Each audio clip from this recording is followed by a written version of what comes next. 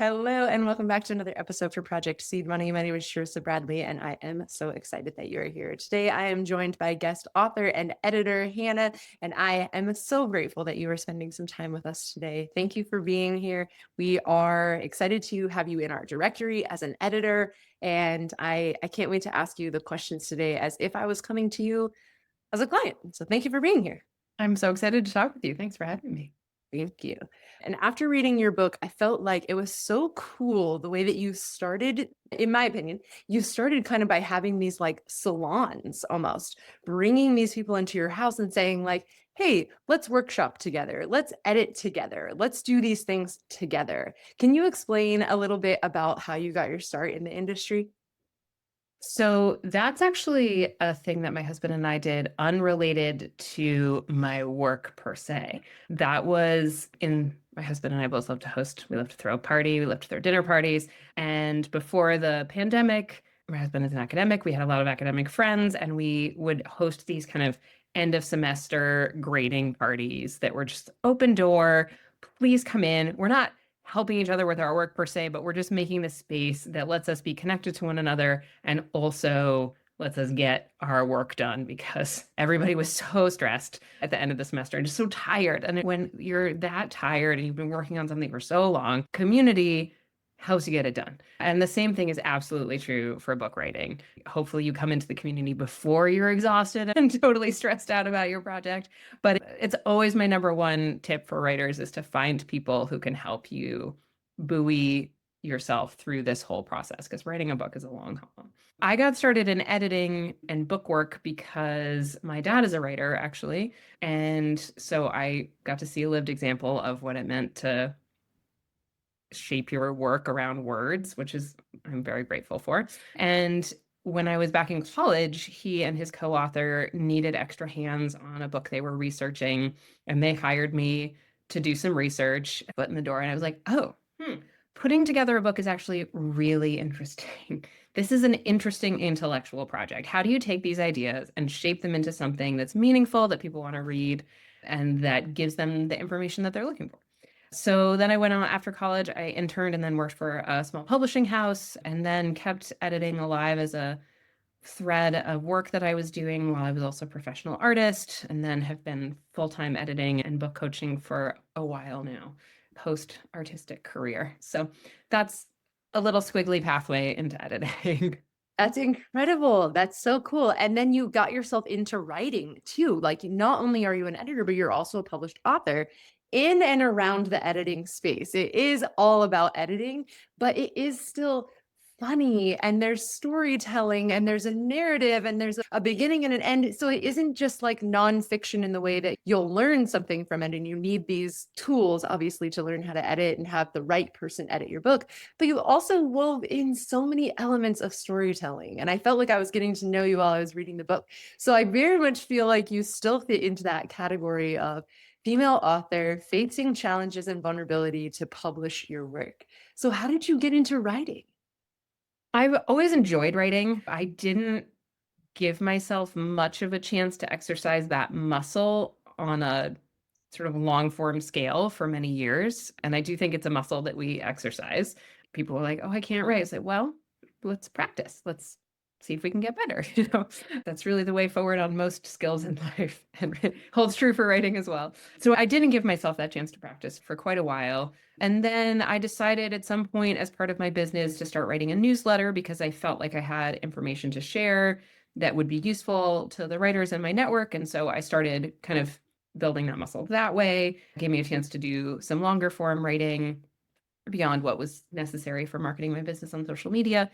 And then I kept getting the same questions over and over again from clients and prospective clients about what are the types of, wait, there are different types of editing? I didn't know that. And like, can you tell me more? And what does a manuscript have to do to go from idea to book? Like, what are the life stages of a manuscript? I'm like, are editors judging me all the time? Because I feel like they're judging me all the time.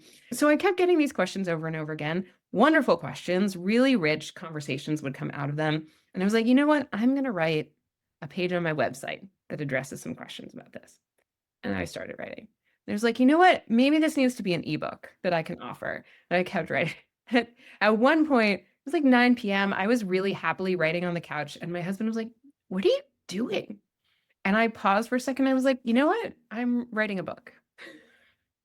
So I scuttled in sideways. Like, as a book coach, I help people who want to write a book really strategically, shape that for them. And I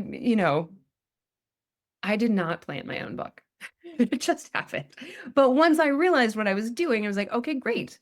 Now I know.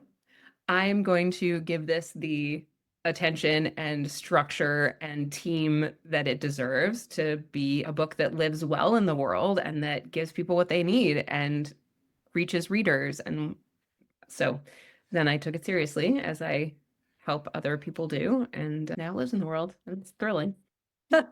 That's so incredible. And then as an editor, how did you go about the process of picking an editor for your book? Mm. So I am lucky because I already have a really robust network of colleagues. But my main editor, who did the language edit, between a line edit and a copy edit for me, I actually met at a conference, a virtual conference, the Women in Publishing Summit.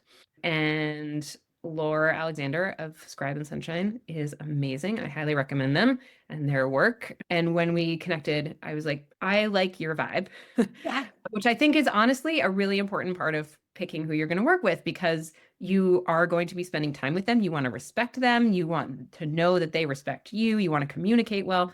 All components to finding an editor you click with. But then I asked them for a sample edit as well to see like really how they treated my work and if I felt like they got my voice, which they did. And so we had a wonderful working relationship. And then my proofreader, I knew as a really well-respected person in the field, James Gallagher of Castle Walls Editing.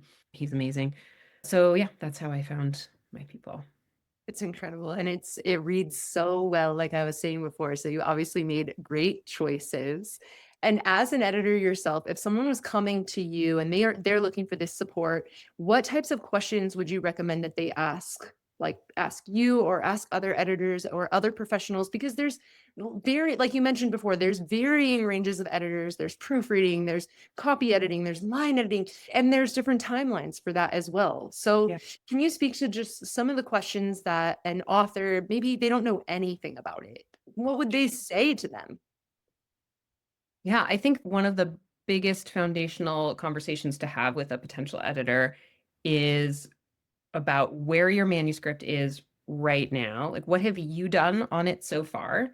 And what are your goals for it? And then, can this editor take you to the next step along that journey? Like, what is that next step from the editor's perspective? Does it match with what you think the next step is? And then, does that move you toward where you're trying to go? So, if you've done a first draft and you kind of taken it as far as you feel like you can take it right now, but you need some help on the structure. Are the ideas clear? Are there giant holes I'm missing? Is it speaking to the audience that I think I want to speak to? The chapters in the right order to an outside eye? That's a developmental editor. And you want to talk to them about these questions of audience, goals for the work, your kind of overall vision of the work, why you're writing it, and kind of what you want to be including and why. And then they can help align that vision with what's actually in there in the content, or show you how it can unfold to a better version of itself. So yeah, those are kind of some of the early questions to ask editors farther down the line who are maybe doing a line or a copy edit that really gets into the language. You want to talk with them about what's important to you in your writing voice. If you know what you see as your weaknesses and strengths and what you might want help developing from it, because editors can help you develop your craft. It can be just for this manuscript if you're kind of hands off about it, or this is only the one book you're going to write. Editors can just deliver something back to you, but it can also be a conversation that helps you develop your writing skill over time. So the more questions you ask, the more you'll get that kind of thing. And then you want to ask the editor, potential editor, what their experience has been with books like yours, what they look for when they're editing that helps them know how to approach a work. Can be an interesting kind of conversation to get at somebody's vibe. And then asking about process. I would always ask a potential editor about what their process is like in terms of onboarding, what to expect from the timeline, when they deliver what. Do they include a Zoom call at the end to talk through revisions if you want it or not? Some people do, some people don't. Some people really hate talking on the phone and will never do it, but you love talking on the phone. That's not the right editor for you, right? So there are sort of logistical things that you should make sure you're on the same page about as well. And then you should ask if they do sample edits, because many editors do. Some do it for free, some do a paid sample that the price then gets folded into the final service fee if you work with them. And I think charging a fee is very reasonable. I don't, but many colleagues that I respect do. It's their time and expertise, and you get to learn from that piece of edited material, either in the writing craft or because you say, oh, I've now learned I don't like editorial responses of X, Y, and Z type, right? Which is really valuable. That also helps. These are incredibly valuable questions, but what are some of the red flag responses? If I'm coming to you as an author and I'm asking you these questions, what are some of the responses that I can immediately say, like, wow, that's a red flag. I need to walk away. I need to keep looking. The vibe isn't matching. The price isn't matching. The communication isn't matching. The process isn't matching, those kind of things. I think trusting your instincts on if price isn't matching, vibe isn't matching, process isn't matching. Okay, you just answered that for yourself. Like, that's not the right editor for you. It's okay to keep looking. I know it can feel like a daunting process, right? There's millions of editors out there. How do you find the one for you? Right? And it's annoying. Like, I don't particularly love internet research of like comparing service providers and then picking the one that's right for me. Like, I don't love that process. So I understand if you're like, I'm tired of it. I want to find the right person, but it's your creative work, it's your vision, it's your book. Like, it's perhaps a professional asset if you're in nonfiction, which is all I work on. Like, it's really worth it to put in the legwork to find somebody you're comfortable with and who feels like a really good fit. There's a huge range of prices out there. I address it slightly in my book in ballpark figures, but there's such a big range that I don't feel like price is inherently a red flag unless it's really low, honestly. Editing is a real craft and a real skill that you develop your expertise and experience through doing and through education and training and being part of collegial networks that let you be in conversation with other editors and be learning from other editors. So if somebody's going to edit your book for $500, like, that's a red flag for me. That seems like it's not somebody who's going to be treating this really seriously and doing a really good job. If an editor is telling you they rely on AI, that would be a red flag for me. Their editors use software tools 100%, and that can be a really great way to add efficiency to our process. But if they're using tools and never checking the result, or using a tool to do the edit itself rather than like find all the double spaces in your manuscript, for example, or like find commonly repeated phrases, that would be a huge red flag for me. If somebody has no editorial training and no direct editorial experience, that's a red flag for me. There are lots of ways of coming to being an editor. I didn't go to a certification program. I did work at a publishing company. There are many ways in, but if somebody is just an English teacher, which is an awesome profession. The just isn't about the profession itself, but about the relationship to editing. If they've been an English teacher, haven't edited books, like, those are actually different skill sets, and the one can inform the other, but they might not be getting you the best edit. Your Uncle George who really wants to be an editor and everybody says he has such a good eye with words, like, that's not the best qualification for this. So that I would just consider both experience and education in sort of like generous way, but that's a potential flag as well. Yeah, I completely agree. So we also feature you in our Project Seed Money directory. Can you tell us a little bit about your specific things that you edit? You mentioned only nonfiction, and then you're also a coach. So can you speak to just the services that you provide authors? I only work with nonfiction, and actually, I'm going to go out on a limb and say not even memoir at this point. I have done memoir in the past, but I'm not keeping up my skills on it. So, and not enjoying it as much as other work. So I don't do memoir, but I can send you to people who do. Right. Okay. So yeah, nonfiction only, pretty broad range in that, from business and leadership books to self-help to narrative nonfiction. And I've done academic work as well. Basically, if you're an expert in something and you want that expertise to be available to the world in book form, I can help. And I work with people who don't yet have a full draft as a coach and thought partner to say, all right, here's the snarl of ideas, and we're going to give them form in these ways and help you draw out and clarify your ideas, structure, make it easier to get words on the page from an idea perspective, and then also help you kind of project manage and stay in conversation with your work in a way that's consistent and really moving the project forward. So you can get it done with more ease and not alone on the page and in the labor of creation. And then I am a developmental editor, so that taking finished manuscripts, early drafts, and looking at that sort of structural work and logical flow and holes and matching the vision to the content. And then I'm a line editor as well, which is that language edit level of really getting into the words and saying, is this author's voice consistent? Are you shining through as you? If you're writing a business book, like, does the experience of reading the book feel like the experience of working with you, so that you know, like, a potential reader really is like, yeah, I want this person and in on whatever service you're going to be selling them on the other end, for example. It's rhythm, it's clarity, it's logical flow on the kind of paragraph and sentence level. And that is it. It's amazing. That's a lot. And when would you recommend someone reaching out to you, depending on what level of services they're going to come to you with? So if they're coming to you with like that early stage coaching, is that like maybe they don't even have words on the page yet, or they've gotten something? And then if they're just doing like that final edits with you, like at what point should they be communicating with you?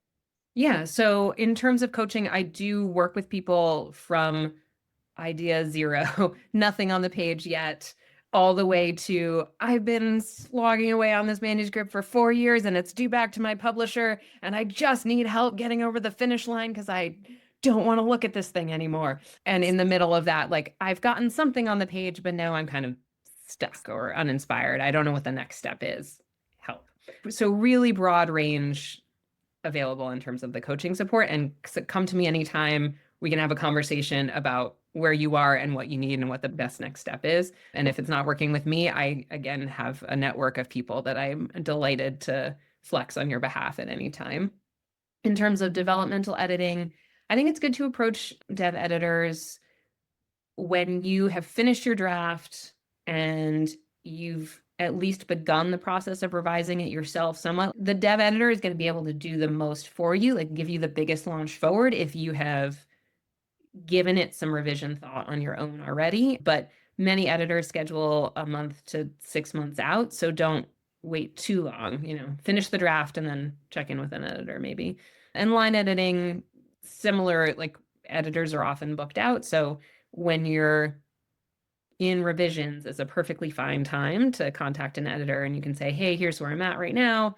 Can you look at the manuscript as it is right now, knowing that we're good at envisioning how it's going to be after you put some more work into it. So it's better to approach somebody sooner rather than later. Yeah, I think that's really smart, especially if your schedule is booked out and they have like a publication date. So if they say like, I want to be published by this date, would you recommend saying like 6 months before that to reach out for that line editing? Oh, at least. Yeah. Yeah. Yeah, that seems totally fair. Because you have to, after line editing is like copy editing and designing. If you're self-publishing, right, you have to leave time for copy editing, designing, proofreading, getting all your things uploaded, launch preparation. So you need a chunk of time, and your editor is going to have it for a while, and then you're going to want to revise it again. So you really need to leave a little more time than you think for all these backs and forths. And especially because we can't do the proofreading until you've got it all laid out in your formatting. And if you do your formatting and then you do your proofreading and you go to try to change something, everyone is going to charge you. Every single person that touches your manuscript again is going to charge you again. So that's something to be thoughtful of. Like, think about the fact that you might have to do these things ahead of time and you don't want to pay extra if you don't have to. Yeah. Designers will, in my conversations with them and experience with them, usually build in some number of typo fines for it to their fee, because they know it's going to happen. It always happens, right? Yeah. So when you and your proofreader come back with 5 to 15 changes, like, the designer probably will just fold that in. But if you're like, I need to redo this whole chapter, they're like, no. Yeah. Yeah, I got something like for my book, this was 10 years ago, but it was like $25 per 6 like little tiny, you know what I mean? Like, oh, you have 6 typos, that's $25. And it's because they have to go back in and redo things. It's time.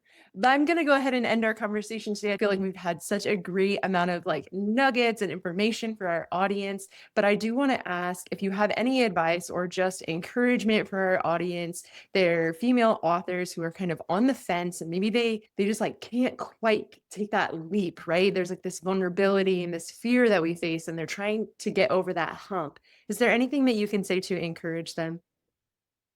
Two things, I think. One, you know more than you think you do, Mm. more than you're willing to admit that you do, perhaps, or you're fully standing in your own expertise. And I celebrate that wholeheartedly. In which case, what are you waiting for? If you want to write a book, do it. And the other is really find your people. And book professionals like coaches and editors can be those people, but it can also be a buddy who you text little progress updates to, who is, you know, is going to cheer you on in response. It could be a writing group. It could be a group of work from home parents who you get together at the coffee shop once a month and write. It really, really helps to have people on your side cheering you on. That's so beautiful. Thank you so much. And thank you for your time. Can you please tell our audience where they can find you? You'll be in our directory and your book will be on our resources page for easy finding. And I'll have all the links below, but please tell our audience where they can find you on social media, where they can find your website, how they can connect with you. Yeah. My website is hannadk.com, HANNAHDK.com. And then I mostly, social media wise, live on LinkedIn. So if you just search my name, you will find me. That's amazing. Thank you so much. And thank you for your time. I've really enjoyed just being together today. Such a pleasure. Thank you, Sharissa. Thank you so much for joining me on another episode for Project Seed Money. Please don't forget to like and subscribe. It really helps the channel. And I will see you with another interview next week.